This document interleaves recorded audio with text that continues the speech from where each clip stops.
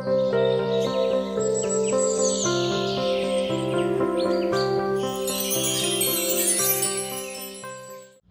si Maui Escaposa at natito ako upang magkwento.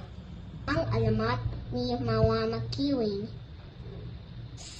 Alam niyo ba na isa bundok na may magandang lihim ang bundok Makiling?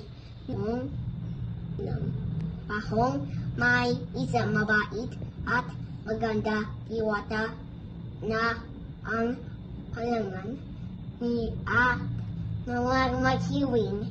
Mahal na mahal niya ang mga puno, mga bulaklak, mga hayop at ang mga tao.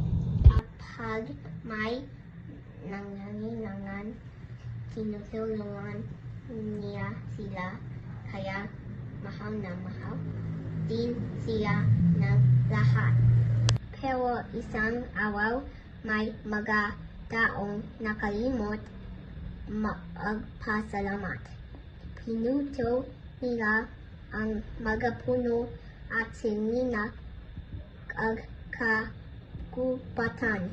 Nalungkot si Mama Makiling, kaya hindi na sila muling magpakita. Ang alamat na ito ay nagtuturo sa ating mga Pilipino na mahalin ang kalikasan, maging bait, laging tunaw ng utang na loob.